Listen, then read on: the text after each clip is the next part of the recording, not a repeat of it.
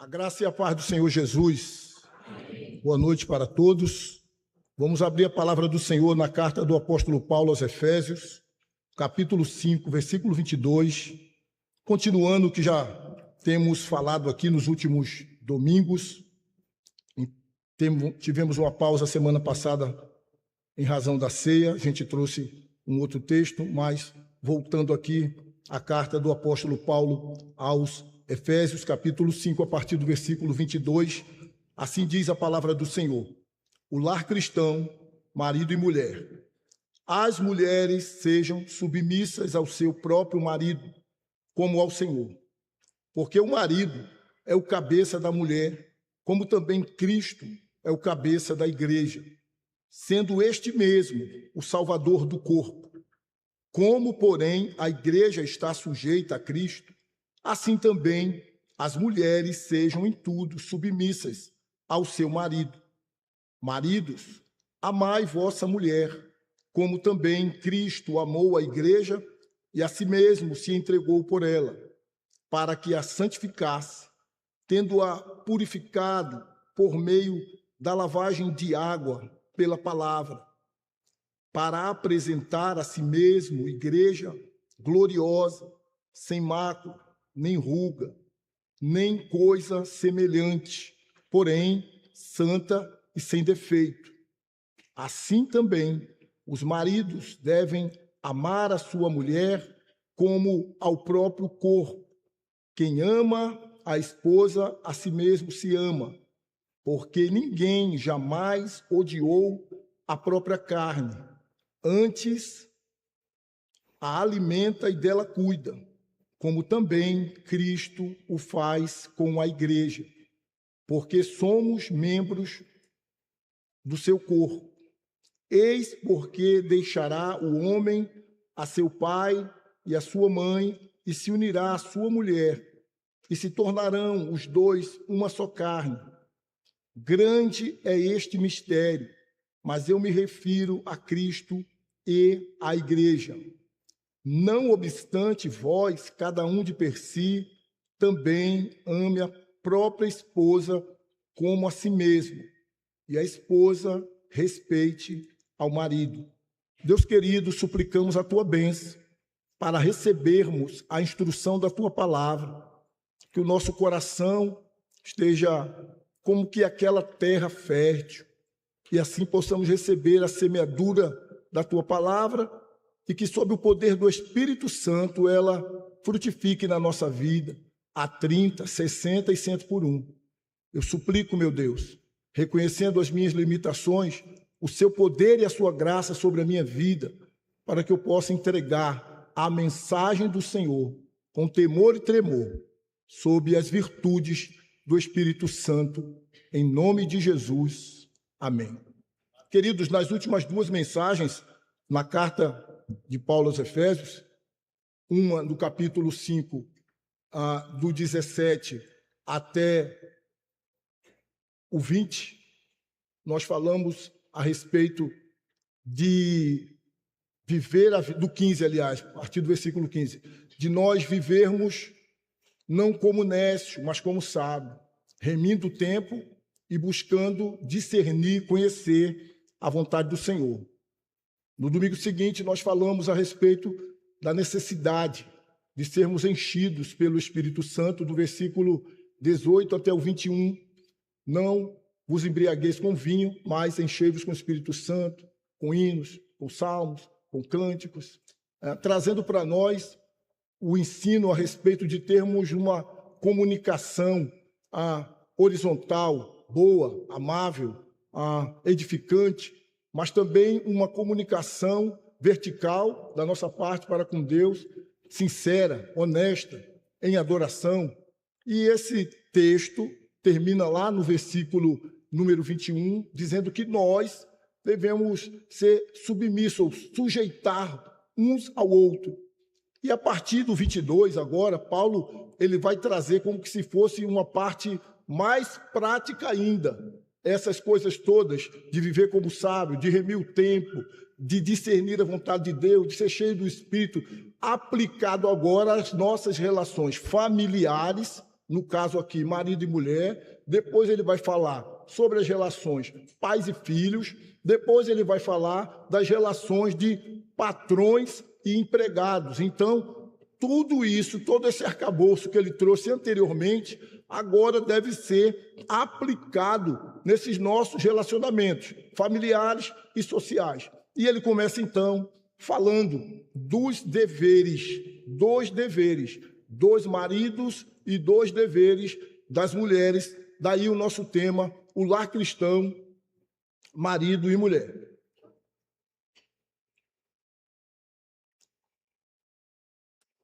A instituição família foi a primeira que Deus estabeleceu. E ela é de uma fundamental importância para todos nós. Só que esta mesma instituição tem sido muito atacada, porque sabemos que o tom da família vai reger o tom da sociedade, vai reger o tom das nações. Se tivermos famílias fortes, famílias que estejam engajadas com os princípios e com os deveres e com os papéis que Deus ele determinou para a família, certamente teremos famílias mais edificadas, mais abençoadas, mais unidas. Afinal de contas, nossos lares deveriam ser vividos nessa atmosfera de amor, atmosfera de carinho, atmosfera de respeito, atmosfera de afeto, mas, lamentavelmente, não é isso que acontece na maioria dos lares, porque, infelizmente, a maioria dos lares não estão atentos para obedecer aquilo que o Senhor estabeleceu na sua palavra, e o estabeleceu para um bom funcionamento, vamos dizer assim, dessa engrenagem chamada família. Então, Deus estabeleceu papéis ou deveres para o homem, papéis ou deveres para a mulher, papéis ou deveres para os filhos, para os pais, e nós, enquanto povo da Escritura, enquanto povo da Bíblia, devemos ser o povo mais afeito a estas instruções para que possamos praticá-las e colher os resultados dessa obediência dentro do nosso lar. E assim, com certeza, teremos um lar cujo ambiente vai nos fazer lembrar um pedaço do céu. Teremos um ambiente com aroma celestial. Isso não significa dizer que não teremos problemas, lutas, batalhas, porque ninguém é casado com anjo. Nós somos casados com pecadores, com pessoas imperfeitas. E isso faz com que aqui e acolá tenhamos lutas, embates, dificuldades, mas quando nós buscamos viver e obedecer aquilo que a Escritura nos ensina, certamente venceremos esses obstáculos que são comuns, venceremos essas lutas familiares que são comuns a todos os lares. Como eu já disse, não somos perfeitos, então temos dificuldade. Mas, se colocarmos em prática a palavra do Senhor, certamente nós teremos êxito contra essas dificuldades. E nosso lar, ele será contemplado pela bênção do Senhor. De maneira que, quando o marido ele está atento à palavra do Senhor e ele obedece em relação à sua esposa, e a esposa também está afeita a obedecer a palavra do Senhor em relação ao seu papel de mulher, de esposa, não existe bênção maior que possamos assim transmitir para os nossos filhos. Às vezes estamos preocupados com tantas outras coisas em relação aos nossos filhos, e devemos estar mesmo, mas entenda aqui, você pai, você mãe, não existe bênção maior que possamos transmitir para os nossos filhos quando nós tratamos o nosso cônjuge à luz da Escritura, com amor, o marido, e com respeito à esposa. Isso é algo, por assim dizer, maravilhoso, é uma herança maravilhosa que nós traduzimos para os nossos filhos, porque nossos filhos, eles vão ser mais influenciados pelo que nós fazemos, pela maneira que nós agimos, do que a maneira que nós falamos. Então, às vezes você diz, faça isso, filho, faça aquilo, filha, mas no dia a dia, o que o filho ou a filha vê, às vezes é diferente daquele princípio que você pede para ele fazer. Então, preste atenção. Além de beneficiar o casamento, um bom tratamento do marido para com a esposa e da esposa para com o marido, em primeiro lugar, vai glorificar a Deus. E em segundo lugar, vai ser um grande benefício para os nossos filhos, obviamente aqueles que os têm, mas isso ecoa também para a vizinhança, isso ecoa também para os conhecidos. Veja como aquele homem trata a sua mulher, veja como aquela mulher se relaciona com o seu marido. O texto inicia com os deveres da mulher. Então, vamos aqui olhar agora os deveres da mulher. Diz assim: as mulheres sejam submissas ao seu próprio marido, como ao Senhor. Porque o marido é o cabeça da mulher, como também Cristo é o cabeça da igreja, sendo este mesmo o Salvador do corpo. Como, porém, a igreja está sujeita a Cristo, assim também as mulheres sejam, em tudo, submissas ao seu marido. Então, o dever da mulher, em síntese, é ser submissa ao marido, é respeitar ao marido. E eu sei que nós vivemos dias onde Satanás tem trabalhado muito para trazer um desgaste a respeito do verdadeiro significado das palavras. E esta palavra, submissão, é uma palavra que Satanás tem usado para deturpá-la, de maneira que muitas mulheres crentes, evangélicas, às vezes sentem uma pontada no coração quando ela ouve este ensino, este princípio de que ela precisa ser submissa ao marido. Até uma mulher, uma esposa, fez uma pergunta ao reverendo Augusto Nicodemos se não havia uma interpretação errada naquele texto, se não houve um problema de interpretação naquele texto, porque, veja, estamos no século 21 e a Escritura pediu uma postura dessa a respeito da mulher para com o marido, e o pastor explicou a ela que a tradução estava corretíssima e que ia mais além. Então, queridos, primeiro ele é superior a Cristo. Deus, Cristo, Espírito Santo são da mesma essência, do mesmo poder, da mesma glória. Então, esse princípio traz para cá, como a gente vai ver daqui a pouco. O homem é o cabeça, mas isso não faz da mulher uma pessoa inferior. Quem pode dizer amém? Amém. É preciso a gente entender o sentido da palavra, porque senão nós vamos praticar errado, entender errado. Outro sentido: submissão não é obediência cega e servil. A mulher não é um capacho do homem.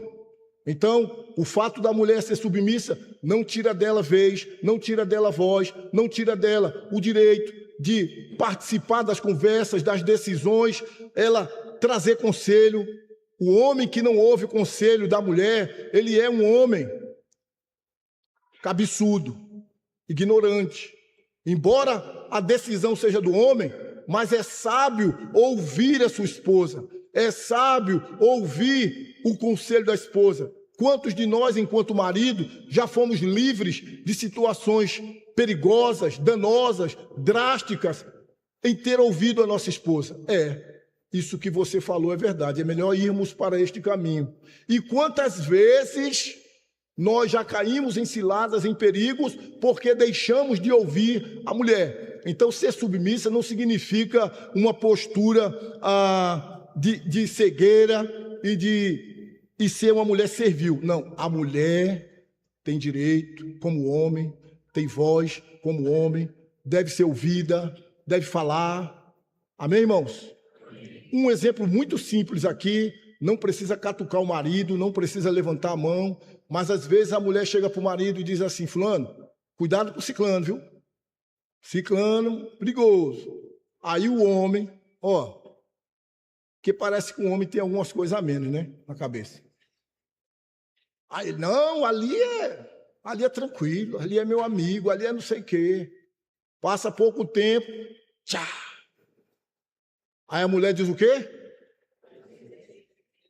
Não era para dizer isso. A mulher bíblica não diz isso. A mulher bíblica não diz: eu não avisei, eu não lhe disse, toma. A mulher bíblica não diz isso. A mulher bíblica diz: vamos orar, meu amor. Mas lá dentro ela está: será? Eu avisei. Ser submissa não é ter uma obediência incondicional. Não é porque a mulher deve ser submissa ao marido que essa submissão e essa obediência tem que ser incondicional. Não. Existe um limite. Quando essa obediência fere a obediência que eu devo a Deus, então, biblicamente, eu sou autorizada, como mulher, a desobedecer. Ou seja, se meu marido, se meu cônjuge me pede uma coisa que é contra os mandamentos do Senhor, que é contra o que Deus determinou para a nossa vida como crente, eu estou autorizada a desobedecer. Então não é uma obediência cega, incondicional, em tudo, ilimitada. Tanto a obediência de marido para com mulher, de filho para com pai, de empregado para com patrão, tem esse limite que envolve a nossa obediência, em primeiro lugar, a Deus. Ok? Então, agora, tendo dito que não é submissão, nós vamos falar agora o que é submissão. Tá certo? E o que é submissão? A nossa submissão, aliás, a submissão da mulher para com o seu esposo não é a mesma submissão dela para com Cristo. A submissão para com Cristo é diferente da submissão para com a mulher, para com o esposo, porque a causa da nossa submissão para com o esposo é Cristo, conforme diz o texto. Assim como a igreja é sujeita a Cristo, submissa a Cristo, assim a mulher é submissa ao marido. Então a submissão não é por causa do marido. Embora seu marido seja uma bênção, ele seja maravilhoso, ele seja um homem muito bom, mas a causa da submissão é por causa do seu Senhor. E o seu Senhor quem é? Então você pensa: para agradar o meu Senhor, para honrar o meu Senhor, para estar em conformidade com a palavra do meu Senhor, para a glória do meu Senhor, eu sou uma esposa submissa. A causa primeira é o Senhor Jesus, para honrá-lo, para honrar a sua palavra, para glorificar o seu nome, porque por vezes, por melhor que seja o seu marido, ele vai fazer alguma coisa que lhe desagrade, e nesse desagrado você pode pensar: eu vou ser submissa.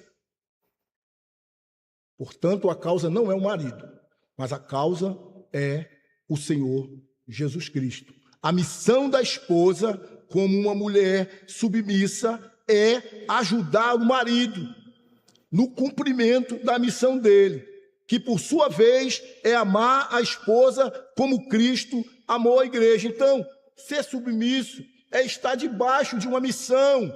Que missão é essa como esposa? Ajudar o marido.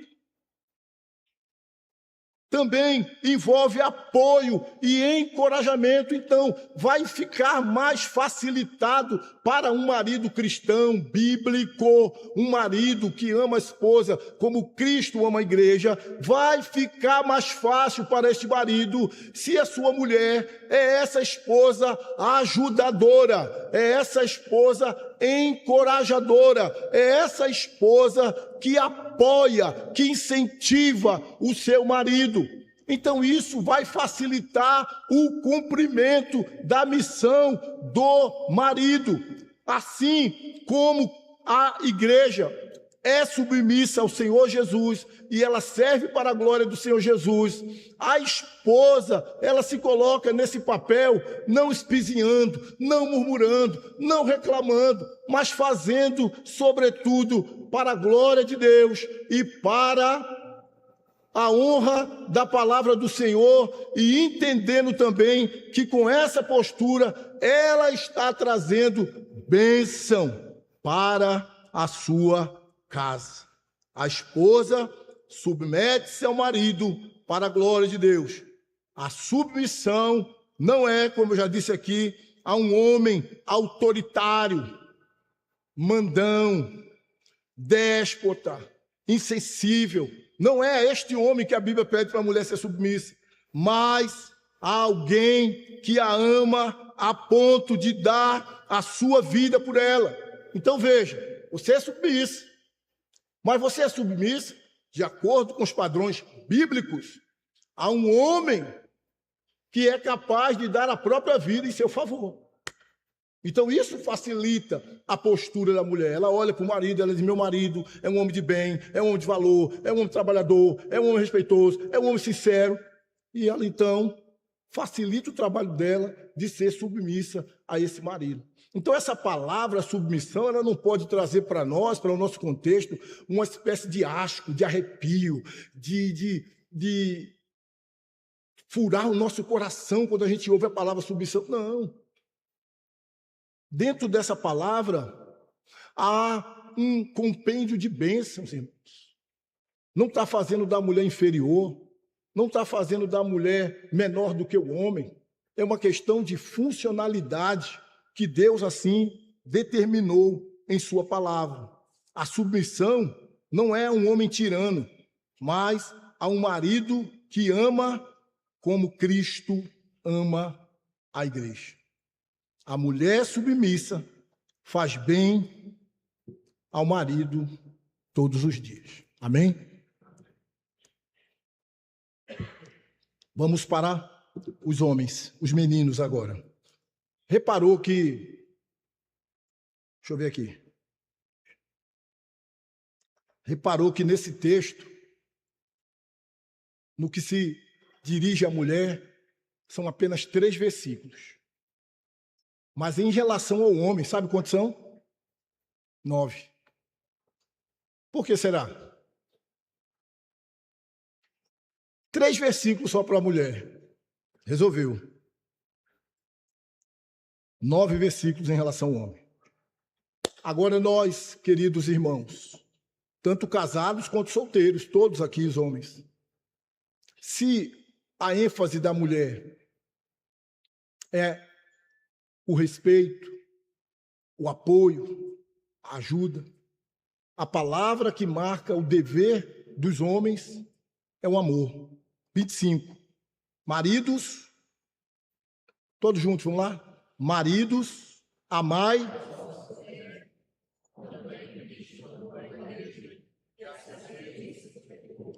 Aí, maridos, amai sua igreja. Amar significa declarar também. Eu sei que, nesse aspecto, às vezes o homem ele é meio duro, meio insensível, mas nós, maridos crentes, bíblicos, precisamos aprender a declarar o nosso amor para com a nossa esposa, porque quem ama, declara que ama. Amém? Então, cultivar o hábito de dizer: eu te amo. Todos os dias. Não é só lá no dia do casamento que pega aquele voto e fica meia hora lendo aquele voto. É no dia a dia. E esse dia pode ser um dia bom e pode ser um dia mau. Mas nós precisamos declarar o nosso amor, porque quem ama, declara que ama. Amém? Quem ama tem tempo para quem ama. Quem ama tem prioridade para quem ama.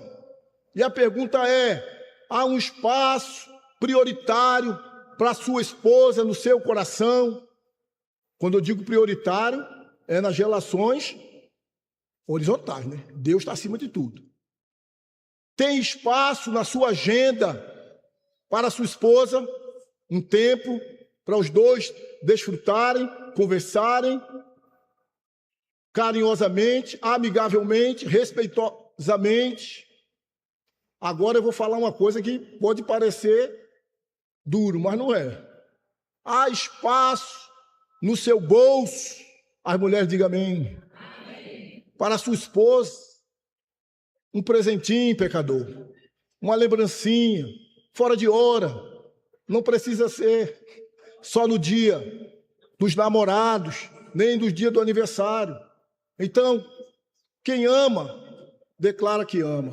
Eu te amo. Eu sei que alguns homens, às vezes, têm essa dificuldade e eles justificam assim. Eu fui criado no lar onde ninguém dizia eu te amo, onde ninguém fazia carinho em ninguém, ninguém abraçava ninguém. Mas entenda uma coisa, você agora está em Cristo e você é uma nova. Então aprenda as coisas boas. Porque quando você diz que ama a sua esposa e seu filho e a sua filha ama, isso reverbera lá no coração dele. E ele ou ela diz, eu quero ter um marido assim, eu quero ter uma mãe assim. Então abra a sua boca e diga para o seu cônjuge, eu te amo. E faça disso uma rotina, algo constante. Porque lamentavelmente eu ouvi uma história de um cara, não é daqui, graças a Deus. Porque aqui os homens são românticos. Aqui os homens são românticos. Mas eu ouvi uma história que o cara voltou ao pastor depois de um ano que tinha casado a esposa dele, e o pastor, todo animado, pensando que eles iam contar a bênção, o pastor disse, pois não, ela disse, pastor, a última vez que ele disse que me ama foi no casamento, no dia que a gente casou. Aí o cara disse, poxa, e precisa dizer de novo? Precisa dizer. Amém, irmãos? Então, declara que ama, tem tempo para quem ama e também busca agradar a quem ama. Então o homem tem que buscar agradar a sua esposa, agradar, fazer uma coisinha que ela gosta, animar a bichinha, entende? Dar um presentinho, não sei como você, cada esposa tem a sua maneira de ser amada e isso é importante. Isso é importante em tempos em que há uma falência da família, em tempos em que há um crescente número de divórcios, a gente precisa trabalhar para que o nosso casamento se mantenha e não só se mantenha casado, mas como tem um livro do Hernandes Dias Lopes que diz, casados e felizes. Então tem que semear, tem que regar, tem que jogar uma aguinha nessa planta chamada amor para que ela esteja sempre viçosa. Marido, ame a esposa. Amém? Esse amor precisa ser um amor santificador. Esse amor precisa ser um amor protetor. Esse amor precisa ser um amor provedor. Esse amor precisa ser um amor perseverante. Não como dizia aquele compositor e cantor, que seja eterno enquanto dure. Ora, claro que não. O nosso amor, ele tem que ser como nós votamos no casamento, até que a morte os separe. Amém, irmãos? O amor tem que ser para sempre. E isso tem que ser cultivado, perseverante. Os casais de hoje, infelizmente, a maioria, na primeira briga, no primeiro problema, na primeira crise, eu quero me divorciar. Eu vou pedir a separação. E hoje é negócio de dias, para que documentos de divórcio sejam feitos, preparados, e em dias aquela família ruiu. Sejamos perseverantes, como eu já disse. Não é porque somos bíblicos e procuramos colocar em prática a palavra de Deus que estamos livres de dias difíceis, de um atrito aqui, uma confusão ali. Às vezes um fala uma coisa, o outro entende outra, e isso pode causar aquela antiga brincadeira, telefone sem fio. Você fala uma coisa, uma pessoa, mas conversa, entende, ora, busca ajuda, vamos para frente. Não. Qualquer coisa hoje o pessoal está partindo para a separação. E o nosso amor, no nosso casamento em Cristo Jesus, dentre todas essas coisas, provedor, protetor, santificador, ele precisa ser perseverante. Amém, irmãos? Agora, 3 cuidados que o homem deve manifestar para com a sua esposa. Em primeiro lugar, o cuidado espiritual. O homem tem que cuidar para que a sua esposa vá bem espiritualmente, tenha uma vida espiritual fortalecida. Então vamos ver aqui, de 25 a 27, diz assim: maridos, amai, vamos irmãos, vossa, como também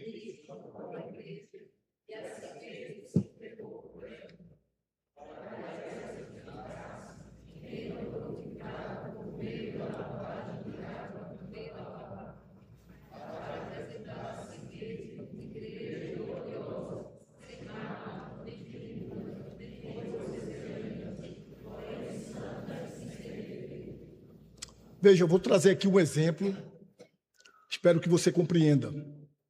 Imagina uma mulher casada e o marido nunca elogia essa mulher. O marido nunca diz para ela: você está linda, você está bonita, foi muito bom isso que você fez, você é uma mulher muito... Elogios. Imagine, ela nunca é elogiada. Aí imagine que essa mulher que nunca é elogiada pelo seu marido, quando atravessa a porta da sua casa e está aí na rua, aparece aqueles chamados Dom Juan. Aqueles que, às vezes de maneira sutil, ou às vezes nem tão sutil assim, chega para essa esposa que nunca é elogiada e tece elogios para essa esposa. Isso pode fazer com que esta mulher se torne uma mulher vulnerável àquela situação. E nós, enquanto marido, precisamos, por assim dizer, proteger a nossa mulher, elogiar a nossa mulher, para que isso, se vier a acontecer, ela já saiba de que ela é elogiada, de que a sua dignidade é reconhecida, de que seu valor é percebido dentro da sua casa. Porque essa vulnerabilidade, infelizmente, adicionada a ações malignas, pode trazer pecado na vida dessa mulher.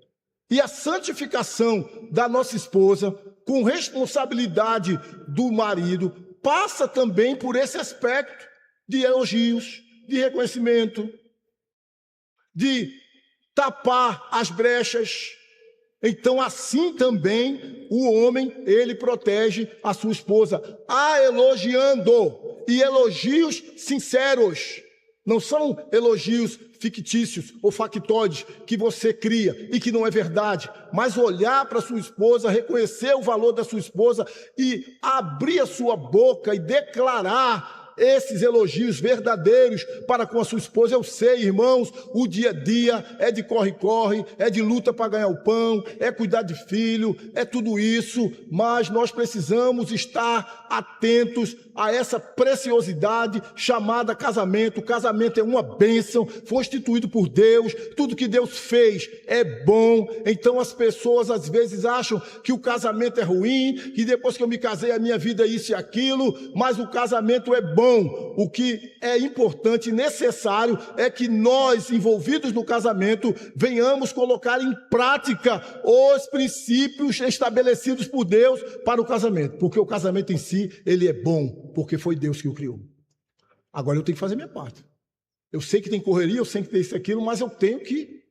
Olha, um juiz americano escreveu um livro, ele é especialista lá na vara de família, e ele escreveu um livro dizendo assim: se o homem saísse de casa todo dia para trabalhar e dissesse: fica com Deus, eu te amo, Deus abençoe, essas 3 coisas simples, ou uma dessas 3, ele disse que 50% dos divórcios que aconteceram não teria acontecido. Só de você ter esse hábito de, ao sair de casa, dizer: eu te amo, vá com Deus, Deus abençoe.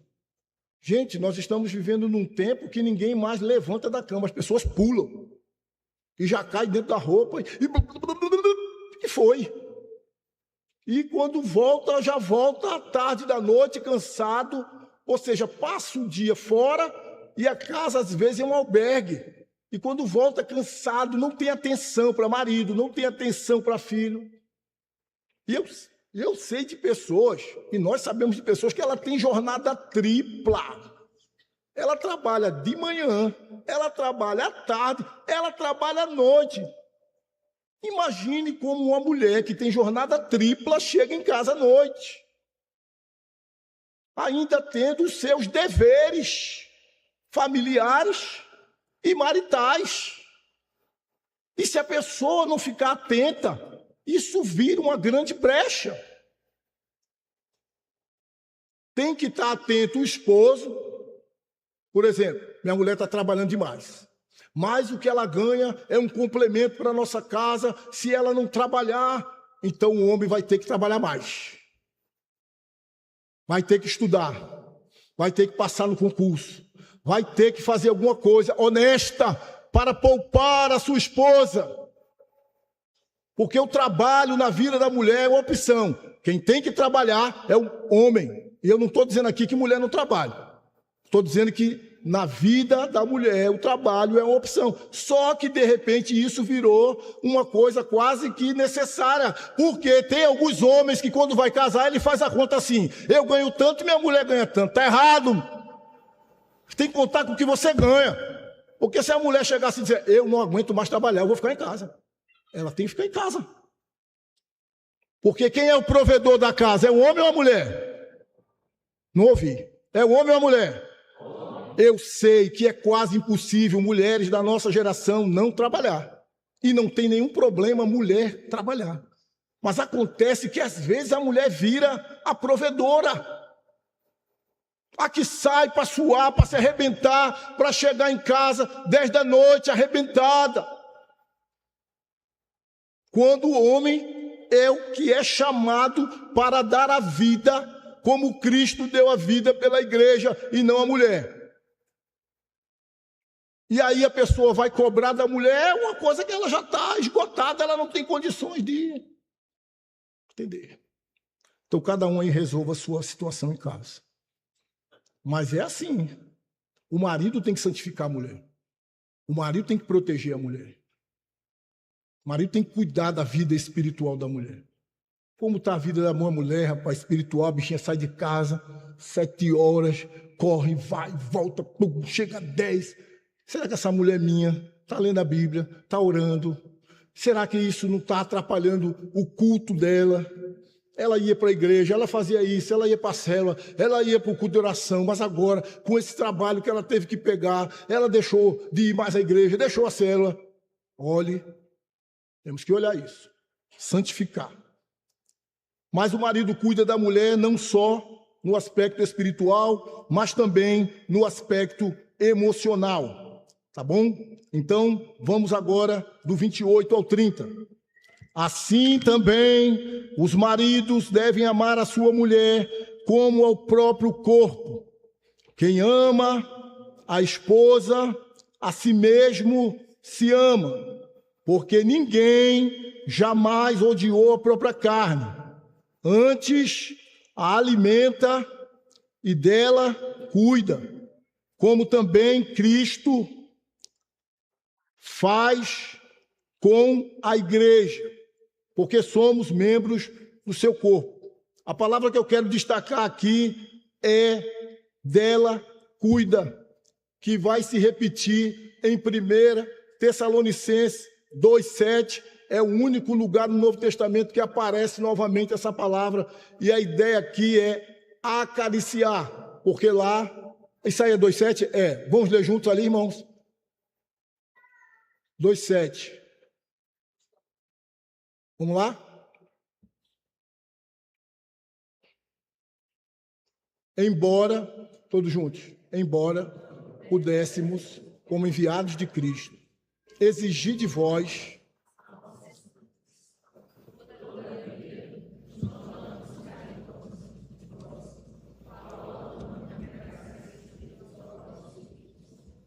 qual ama que acaricia os próprios filhos. Então, a palavra lá dela cuida tem a ver com isso. Acariciar. Dela cuida. Então, envolve marido para com a mulher. Toque, carinho, afeto, abraço, beijo. Você lembra quando você beijou pela última vez a sua esposa?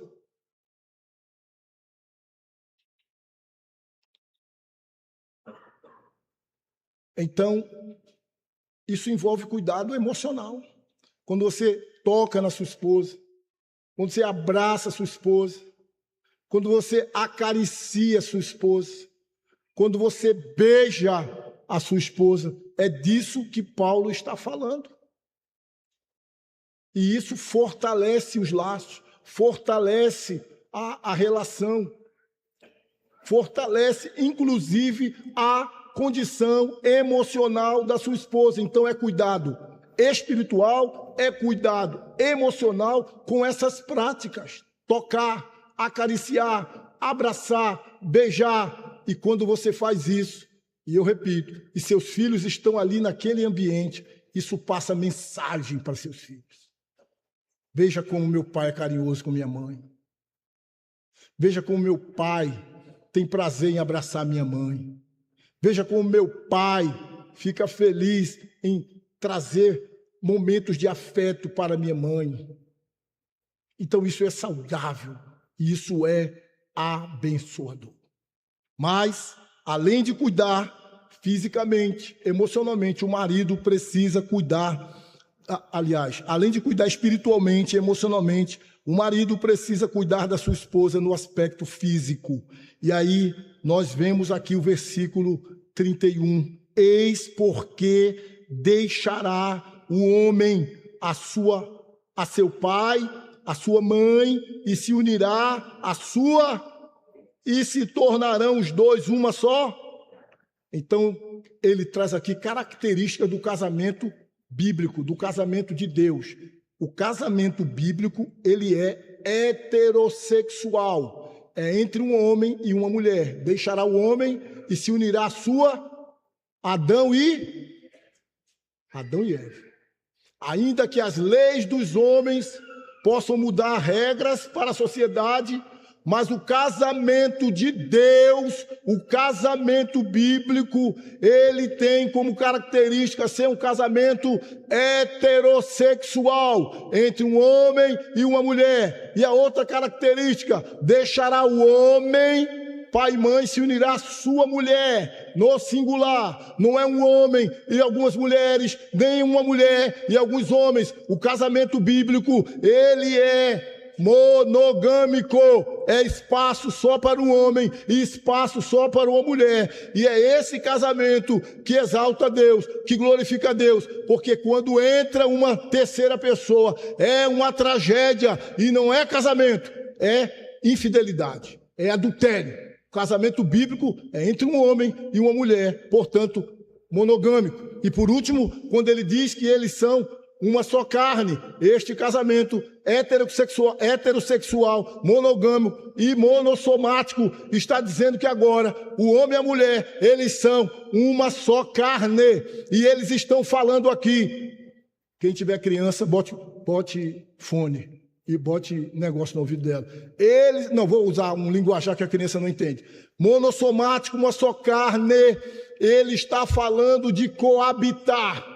Homem e mulher, marido e mulher, precisam coabitar. É um dever marital, é uma ordem de Deus. Se fora do casamento e antes do casamento é reprovável, é pecado, é abominável, dentro do casamento é uma ordem. Ninguém vai dizer amém? Dentro do casamento é uma ordem. E glória. Porque ao contrário do fora do casamento, dentro do casamento, o que é pecado? Não atender essa ordem. Não coabitar no casamento. Claro, dentro das situações normais, é pecado. Bote aí, por favor, querida. 1 Coríntios 7, do 3 ao 5, e nós, como igreja, vamos ler todos juntos. Vamos lá? O marido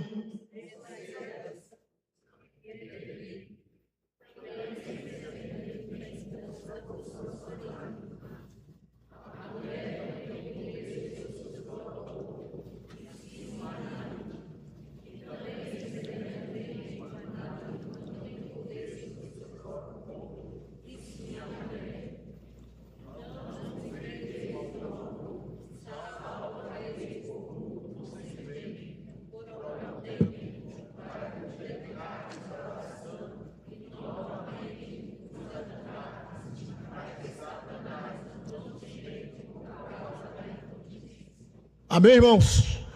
É um dever, é uma ordem, é espiritual, é bom, é santo, é glorioso e é feito para a glória de Deus, dentro dos ditames do casamento. Fora do casamento, pecado. Dentro do casamento, ordenado. Fora do casamento, pecado. Dentro do casamento, ordenado. E eu espero que a partir de agora, hoje mesmo, você já saia daqui para praticar a palavra. Diga amém! Hoje mesmo, já saia daqui e vai colocar a palavra em prática. O marido cuida da mulher, espiritualmente, emocionalmente e fisicamente. E a gente termina, por exemplo, aqui no versículo 32, quando diz: grande é este mistério, mas eu me refiro a Cristo e à igreja. Existem muitos símbolos para falar de Cristo e a igreja. Por exemplo, a pedra angular e as pedras vivas que formam o templo é um símbolo da igreja. O pastor e o rebanho é o símbolo da igreja. A cabeça, Cristo, e o corpo é o símbolo da igreja. Mas nada reflete tão grandiosamente, gloriosamente a relação de Cristo e a igreja como um casamento. O casamento e o casamento vivido à luz da Escritura é como se fosse um grande outdoor diante do mundo, diante da sociedade, mostrando essa relação de Cristo e a igreja. O casamento é este outdoor que glorifica a Deus e que revela este relacionamento na pessoa de Cristo e na pessoa da igreja. Entenda, a história começa com o casamento, Adão e Eva. O primeiro milagre que acontece de Jesus é num casamento lá em Caná da Galileia, e a história vai fechar as cortinas com o casamento do noivo Cristo e da noiva igreja. Daí nós vemos o quão importante é o casamento na ótica do Senhor, e ele diz lá em Hebreus 13:4, que o casamento, o matrimônio, ele é o quê? Digno de honra.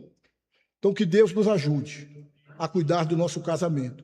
E no 33, como se fosse uma conclusão, ele diz: não obstante, vós, cada um de per si, também ame a própria esposa como a si mesmo, e a esposa respeite o marido. Agora eu vou ler a minha conclusão aqui para a igreja.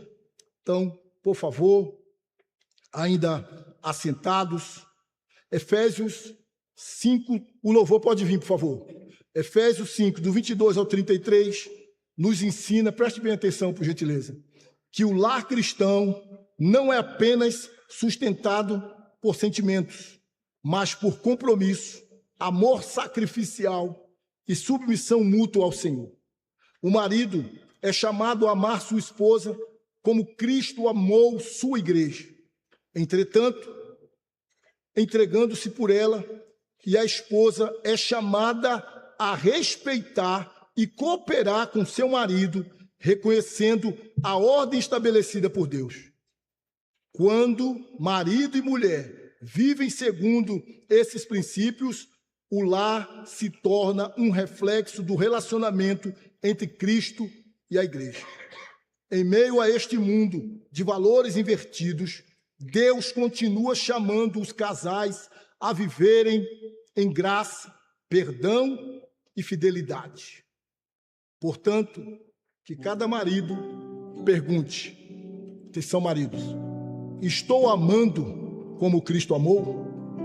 E que cada esposa pergunte, estou demonstrando respeito e apoio como a palavra de Deus ensina? Que o Senhor fortaleça nossos lares, amém? Para que sejam lugares de paz, testemunho e bênção. Que Cristo seja o centro do nosso lar, e então o nosso casamento glorificará a Deus e abençoará as próximas gerações. Uma palavra aos solteiros que pretendem casar, que tem o dom do casamento, porque casamento é um dom. Tem gente que tem o dom do celibato e tem gente que tem o dom do casamento. Solteiros, mulheres, analise o homem que você vai entrar em aliança com ele.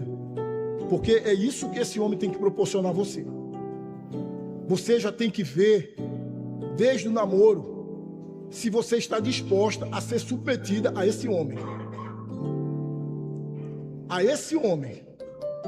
E você, homem, solteiro que pretende casar, olhe para essa mulher, que pode ser hoje sua noiva, sua namorada, ou uma pretendente, e veja se você está disposto a amar essa mulher. Porque é isso que no casamento deve-se esperar da mulher. Essa mulher que eu estou paquerando, que eu estou namorando, que eu estou noivando, ela tem essas características. Eu estou disposto a amar essa mulher, assim como Cristo amou essa igreja. Eu estou disposto a ser submissa a esse homem. É esse o perfil do homem que eu estou disposta a ser submissa. Pense nisso. E antes de casar, como diz Ana Paula Valadão, abra bem os olhos. Depois que casar, feche bem os olhos. Olhe, você solteiro, se em tempo você identificar que esta pessoa não é a pessoa, não tenha medo de terminar o relacionamento. Mas eu já comprei, mas eu já paguei, mas eu já até distribuí os convites. Se você tiver a convicção de que não é, termine. Porque é melhor sofrer um pouco, chorar um pouco e de repente perder até alguma coisa material, do que você entrar numa relação ruim para sofrer anos a fios. Quem tem ouvidos, ouça o que o Espírito diz à igreja. Oremos. Pai querido, tenha misericórdia de nós, maridos e mulheres, e nos dê a graça de cumprir os nossos papéis, não na força do nosso braço, mas na dependência do Espírito Santo. Abençoe os solteiros, para que eles façam boas escolhas, em nome de Jesus. Amém. Vamos ficar de pé, vamos louvar o Senhor, consagrar nossa família a Deus com esse cântico.